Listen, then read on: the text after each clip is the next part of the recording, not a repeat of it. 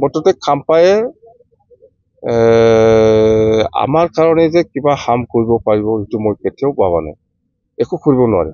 আৰু খাম্পাটো মই কৈছো প্ৰমোদে মোৰ লগত যোগাযোগ কৰিছিল, হয় এইটো লৈ যা বুলি কৈছো মই, সেইটোৱে। নাই নাই নাই, যাব পাৰে মইতো যোৱা নাই না, আপোনালোকে দেখা নাই অল ইণ্ডিয়াত কিমান MLA মন্ত্ৰীবিলাক পাৰ্টি সলনি কৰিছে, তথাপিও একো হোৱা নাই। আমাৰো যাব পাৰে কোনোবা, যোৱাৰ কোনো আপত্তি নাই, কিন্তু মই আছো। সিচুৱেশ্যন সব সময় একে নাথাকে, আপোনালোকে চাওক, আপোনালোকক মই দেখাই দিম UPP চৰকাৰ কৰিব, UPP চৰকাৰ নকৰে। UPP আজি চৰকাৰ নহব সেইটো গম পাই আছে প্ৰমোদ বৰাই, সেইকাৰণে হাহাকাৰ লাগি আছে, কিবা কিবি বকি আছে। আজি হল 23rd Bodoland day, 23rd Bodoland day.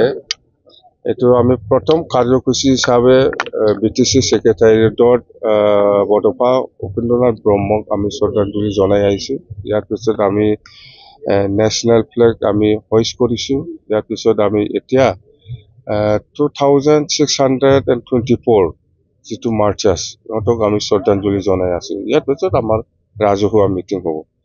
যেন হওক, এইটো যিটো BTC চুক্তি সেইটো ঐতিহাসিক চুক্তি, কনষ্টিটিউচনেল, আৰু সবে জানে এই BTC চুক্তিৰ দ্বাৰা দি BTC অঞ্চলত কি হৈছে হোৱা নাই সবে জানে, মই ক'ব লগা একো নাই। আৰু এই চুক্তিত সকলো জাতি জনগোষ্ঠীৰ অৱদান আছে, সেইটো সবে জানে। আমি সকলো জাতি জনগোষ্ঠীৰ পৰা সঁহাৰি পাইছো, অসমীয়াই হওক, বেংগলী হওক, নেপালী হওক, ৰাজবংশী হওক, বা আদিবাসী হওক, বা নাথযোগী হওক, বা সত্যধৰে হওক, সকলো জাতি জনগোষ্ঠীৰ পৰা আমি সঁহাৰি পাইছো, সহায় পাইছো। সেইকাৰণে আমি 2003 চনত 10 ফেব্ৰুৱাৰীত সেই চুক্তিটো আমি কৰিব পাৰিছো, আৰু সকলোৰে অৱদান আছে। আৰু এই চুক্তিৰ দ্বাৰা দি আমি BTC অঞ্চলত কি কৰিব পাৰিছে পৰা নাই সবে জানে, আৰু আমি সবকে সন্মান কৰো। আৰু ভৱিষ্যত যাতে আমি আকৌ ইয়াতকে আৰু যাতে বেছি কাম কৰিব পাৰে, তাৰ কাৰণে আমি ভগৱানৰ ওচৰত, ঈশ্বৰৰ ওচৰত, আল্লাহৰ ওচৰত মই প্ৰাৰ্থনা কৰিছো। কথা সেইটোৱে, ৰাজনীতি একো নহয়। 2025ত BPF দল হিচাপে অকলে নিৰ্বাচন খেলিব আৰু BPF চৰকাৰ গঠন কৰিব, এইটো 100% খাটাং। ইয়াত কোনো শক্তিয়ে আমাক ৰখাব নোৱাৰে। এতিয়া চুক্তিত এইটো একো নাই, এইটো পিচ এগ্ৰিমেণ্ট। ইয়াত কোনোবা দফাটো যে ইমপ্লিমেণ্ট কৰিব লাগে সেইটো নাই, খালি একটাই আছিল যে যেহেতু ইয়াত এই শান্তি চুক্তিত NDFB ইনভলভ আছে, NDFBৰ কেডাৰ বা লিডাৰসকলে জেলৰ পৰা ওলাব লাগিছিল, বা ইহঁতৰ কেছটো শেষ হ'ব লাগিছিল, সেইটোৱে আছে, বেলেগ একো নাই, বেলেগ একো নাই ইয়াত।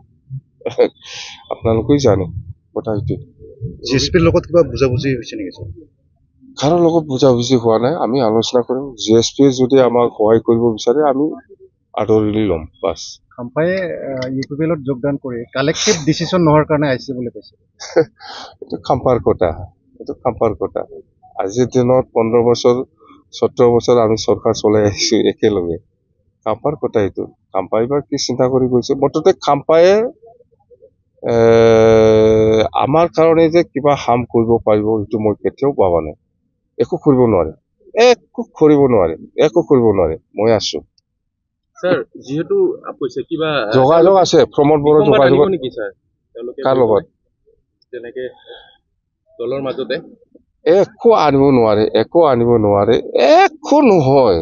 খাম্পা হওক, চন্দন হওক, বা কোনবাই হওক, একো কৰিব নোৱাৰে। BTCত একো কৰিব নোৱাৰে। BTCত মই আছো, মই কাম কৰি যাম, আৰু ৰাইজ আছে, কাকো ভয় কৰা মানুহ নহয় মই।